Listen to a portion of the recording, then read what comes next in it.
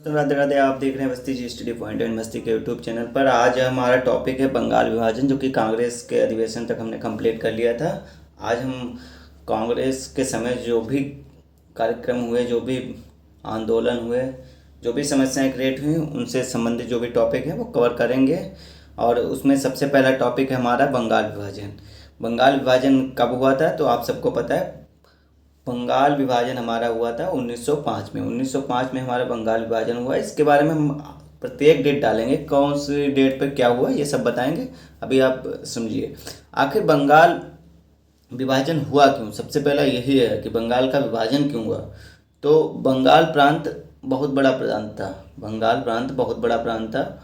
और ये सब पूरा बंगाल, बंगाल में ये असम, उड़ीसा, बिहार, झारखंड, बांग्लादेश, ये बंगाल प्रांत का हिस्सा था। तो बंगाल प्रांत बहुत बड़ा था, जहाँ से काफ़ी हद तक शासन कर रहे थे अंग्रेज। तो बंगाल का विभाजन करने की इन्होंने क्यों सोची, तो इसका कारण मुख्य यही है कि बंगाल में क्रांतिकारी आंदोलन काफ़ी सक्रिय थे, क्रांतिकारी सभी लोग सक्रिय थे। और इसी कारण अंग्रेजों ने सोचा कि इसका विभाजन कर देंगे तो क्रांतिकारी असर कम हो जाएगा। तो यही क्वेश्चन पूछा जाता है, क्रांतिकारी को असर को कम करने के लिए, कमज़ोर करने के लिए बंगाल विभाजन किया गया।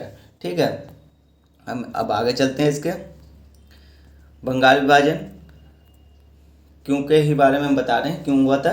तो बंगाल विभाजन 1905 में हुआ, हम बता ही चुके हैं। भारत में क्षेत्रफल की दृष्टि से अगर सबसे बड़ा प्रांत उस समय था तो क्या था, बंगाल था।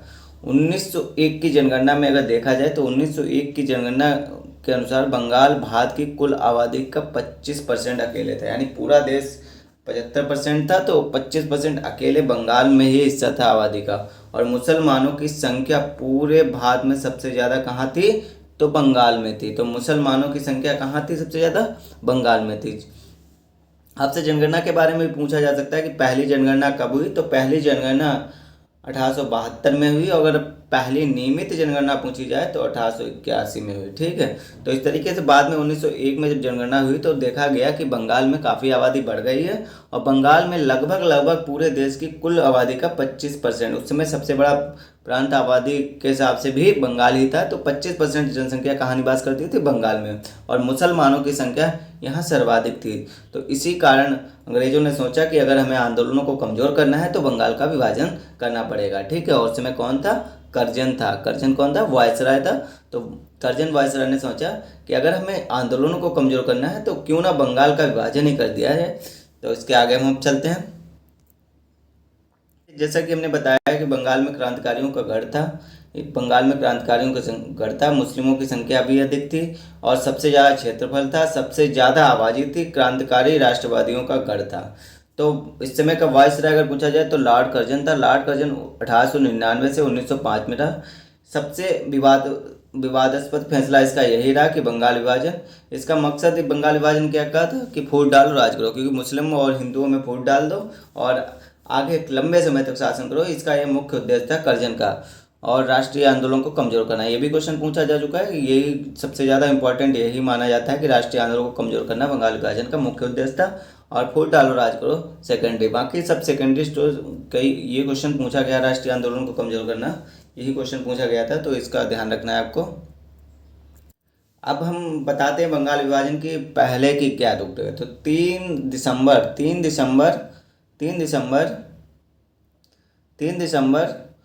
1903 को क्या होता है, बंगाल में एक गृह सचिव होते हैं। गृह सचिव का क्या नाम है पूछा जा सकता है, तो ध्यान रखना है। गृह सचिव होते हैं रिजिले। रिजिले एक प्रस्ताव पेश करते हैं 1903 में। विभाजन 1905 में होता है, ध्यान रखना। लेकिन अगर इसका प्रस्ताव पूछा जाए किसने पेश किया, तो रिजिले ने प्रस्ताव पेश किया। रिजिले कौन थे, गृह सचिव थे। गृह सचिव ने प्रस्ताव पेश किया कब, 3 दिसंबर 1930 को। और इसका समर्थन किसने किया, लेफ्टिनेंट गवर्नर उस समय थे फ्रेजर, और वायसराय तो आपको पता ही कर्जन थे। इन दोनों को ने समर्थन किया कि हाँ आप सही कर रहे हैं।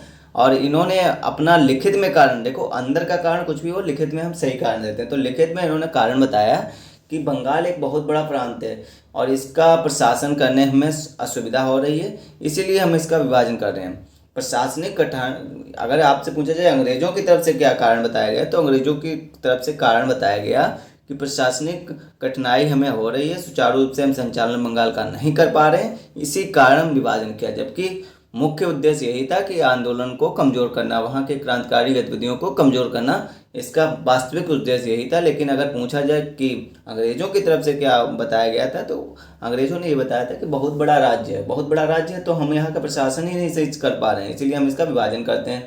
आपने भी देखा होगा कई राज्यों का विभाजन होता है तो वो यही बताते हैं प्रशासनिक कठिनाई के कारण, और जबकि उसके हिडन अगर देखा तो कई उद्देश्य होते हैं। तो यही सब है कि जैसे उत्तर प्रदेश का कई बार विभाजन हुआ, बिहार के तो टुकड़े टुकड़े कई बार किए गए, एक के बाद बंगाल से बिहार, बिहार से उड़ीसा, उड़ीसा से झारखंड। ये सब विभाजन कहाँ से किया गया? बिहार से किया गया। और कहाँ से स्टार्ट हुआ था? बंगाल से स्टार्ट हुआ था। तो ये सब विभाजन करके ही राज्य बने हैं, तो आपको याद रखना है। तो क्वेश्चन पूछा जाए कि अगर अंग्रेजों की तरफ से विभाजन का क्या कारण बताया गया था, तो विभाजन का कारण बताया गया प्रशासनिक कठिनाई। और ये प्रस्ताव किसने पेश किया था? तो रिजले ने, ध्यान रखना है, रिजले ने ये प्रस्ताव पेश किया था। इसका समर्थन किया था लेफ्टिनेंट गवर्नर फ्रेजर ने और वायसराय कर्जन ने। ठीक है, तो यहाँ तक आपका क्लियर हो गया। अब हम अगली स्लाइड पर हम यही बताएंगे कि आखिर विभाजन अंग्रेजों द्वारा क्या बताया गया, इतिहासकारों ने, और वास्तविक तर्क क्या था। ये तीनों का हम अंतर आपको फिर से बता रहे हैं, ध्यान रखना है, यहाँ से क्वेश्चन पूछा जाता है। तो इतना डिटेल में आपको कोई बंगाल विभाजन इतनी जल्दी कराएगा नहीं, तो आप ये क्लास अगर कभी भी देखेंगे तो इसके बाद आपको बंगाल विभाजन के बारे में कुछ नहीं पढ़ना पड़ेगा, सिर्फ अपनी थोड़ी सी समझ का इस्तेमाल करना, क्वेश्चन कहीं से गलत नहीं होगा। और अब इसका विभाजन जिस तरीके से, तो अंग्रेजों ने, आपको हम पहले बता चुके हैं क्या बताया, अंग्रेजों ने बताया कि हमें यहाँ प्रशासनिक कठिनाई हो रही प्रशासन करने में। इतिहासकारों ने अलग अलग मत बताए। इतिहासकारों ने धार्मिक आधार पर विभाजन बताया। धार्मिक आधार मतलब धार्मिक आधार कि हम एक हिंदू जो है, एक मुस्लिम है, तो उस हिसाब से विभाजन हुआ है। और अन्य इतिहासकारों ने बताया कि भाषाई आधार पर, क्योंकि एक तरफ बंगाल बोली जा रही थी, एक तरफ हिंदी बोली जा रही थी, तो ये भी एक विभाजन का कारण बन गया था। तो भाषाई आधार पर तो इतिहासकारों ने। और वास्तविक अगर तर्क देखा जाए तो राष्ट्रीय आंदोलन को कमजोर करना, यही क्वेश्चन पूछा गया बार बार कि बंगाल विभाजन का वास्तविक तर्क क्या था। तो राष्ट्रीय आंदोलन को कमजोर करना, क्रांतिकारियों का दमन करना, राष्ट्रवाद को कमजोर करना, ये तीनों पॉइंट आप याद रखना है। और ये पॉइंट पूछा भी जा चुका है, इसको इम्पोर्टेंट मान के लिख लेना। और इस तरीके से आपको कोई नहीं बताएगा बंगाल विभाजन के कारण क्या थे, तो अंग्रेजों द्वारा क्या कारण बताया गया, इतिहासकारों द्वारा। तो अब हम चलते हैं आगे।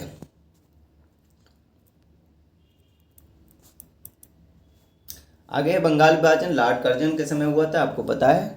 और लॉर्ड कर्जन ने बताया, मैं विभाजन के द्वारा विरोधियों के संगठित समूह को तोड़ना चाहता हूँ। ये सुना जब वहाँ संसद में पेश किया गया, ब्रिटिश संसद में, तब इसने कहा था। इसीलिए देखो यहाँ जो बताया कारण विभाजन का, वो अलग बताया कि प्रशासनिक कटाई हो रही, लेकिन जब वहाँ पूछा गया तो इसने क्या किया, मैं विभाजन के द्वारा, यही होता है हिडन कारण, मैं विभाजन के द्वारा विरोधियों के संगठित समूह को तोड़ना चाहता हूँ। अविभाजित बंगाल एक महाशक्ति है जिसे विभाजन द्वारा खंडित कर दिया जाएगा।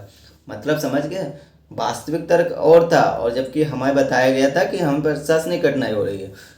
तो यही इसका हिडन था। इसका मुख्य हिडन आप फिर से इसकी लाइन पढ़ लीजिए। इसने अपनी संसद में बताया जाके कि मैं विभाजन के द्वारा विरोधियों के संगठित समूह को तोड़ना चाहता हूं, और अविभाजित बंगाल एक महाशक्ति है जिसे विभाजन द्वारा खंडित किया जाएगा। ये कथन भी पूछा जाता है, तो इस कथन किसका था, लॉर्ड कर्जन का था। और ये किससे संबंधित था, तो बंगाल विभाजन से संबंधित था, याद रखना है इसको। हमने बताया था कि कुछ इतिहासकारों ने बताया कि धार्मिक आधार पर हुआ, कुछ इतिहासकारों ने भाषाई आधार पर। तो हम इसका भी कारण बताते हैं। धार्मिक आधार पर क्या था, धार्मिक आधार ये था कि अगर बंगाल का उस समय आपसे क्षेत्रफल पूछा जाए तो क्षेत्रफल था 1,89,000 वर्ग मील।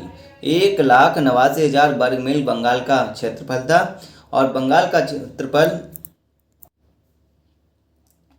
कितना था, 1,89,000 वर्ग मीटर। अब इसमें भी कारण था जनसंख्या, अगर आपसे पूछी जाए तो जनसंख्या इस समय, अगर इस बंगाल, एक तो पूर्वी बंगाल मान लो, एक पश्चिमी बंगाल मान लो, एक पूर्वी बंगाल, एक पश्चिमी बंगाल।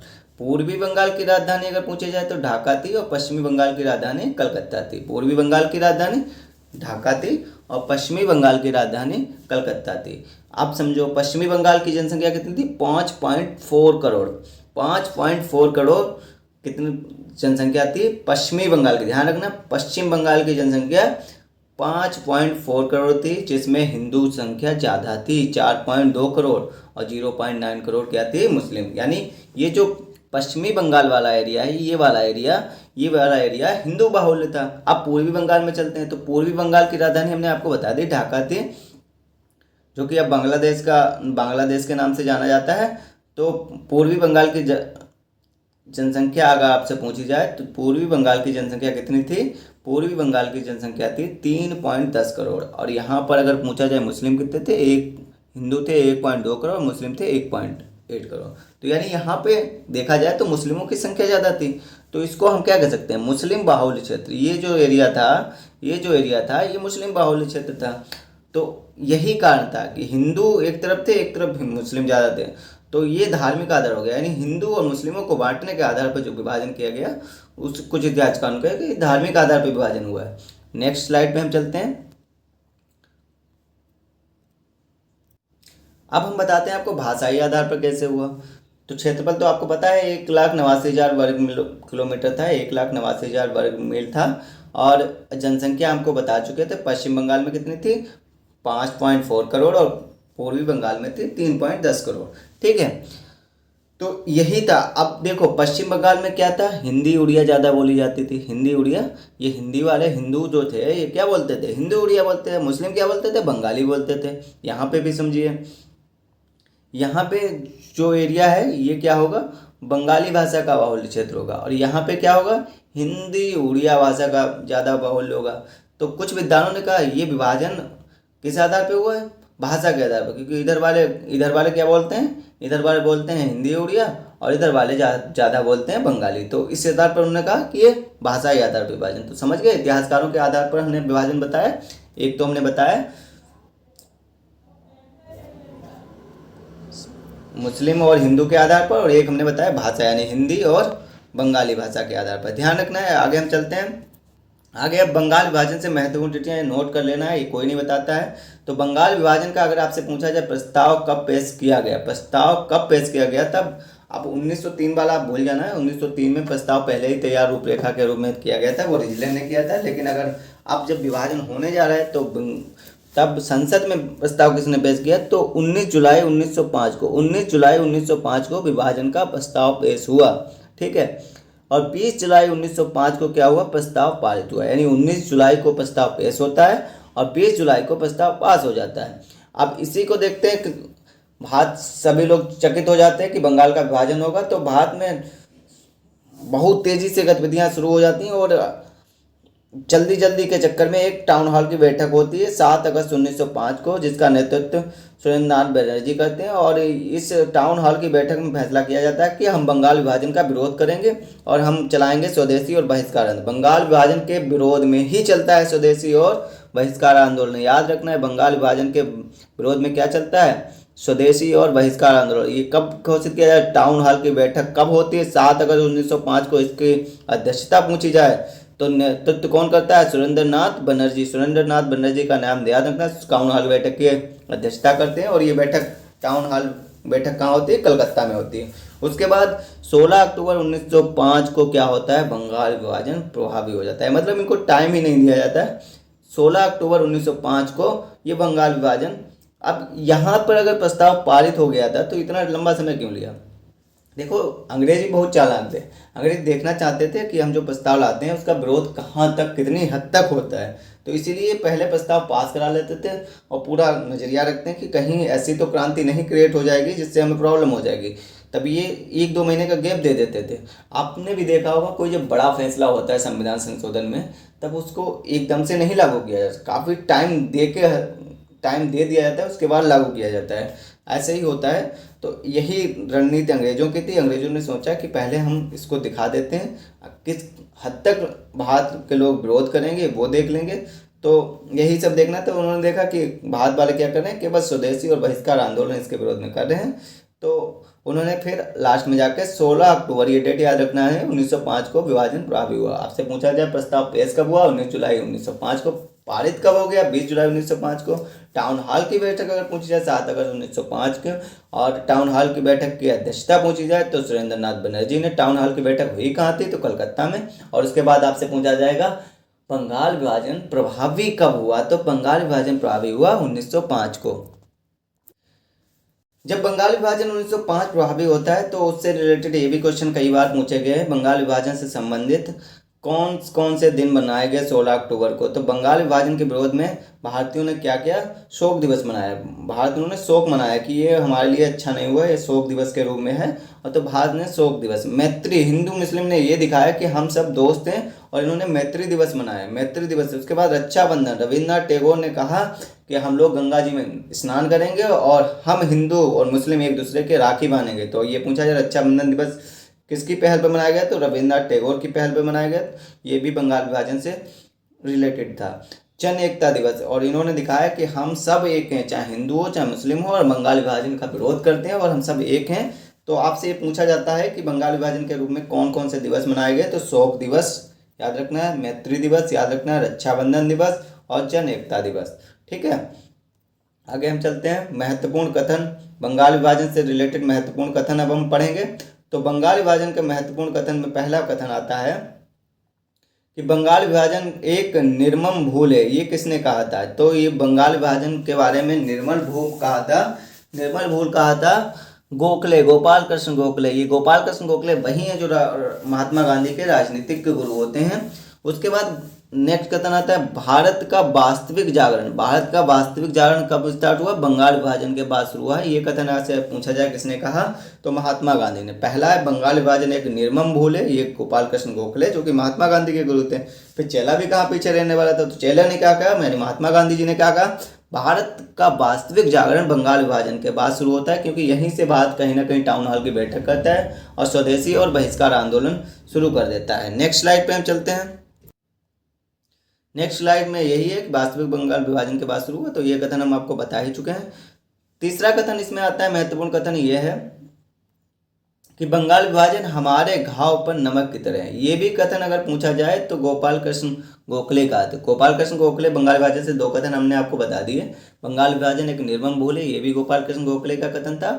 और बंगाल विभाजन हमारे घाव पर नमक की तरह है, यानी एक तो हम पर ये अत्याचार कर रहे हैं, ऊपर से बंगाल विभाजन करके घाव पे नमक की तरह काम कर रहे हैं। ठीक है, नेक्स्ट आता है कथन, नेक्स्ट कथन आता है बंगाल विभाजन वज्र या बम की तरह गिरा है। ये कथन पूछा जाएगा। ये सुरेंद्रनाथ बनर्जी ने कहा था। 7 अगस्त 1905 की जो टाउन हॉल की बैठक कलकत्ता में हुई, उसके अध्यक्ष कौन थे? सुरेंद्रनाथ बनर्जी।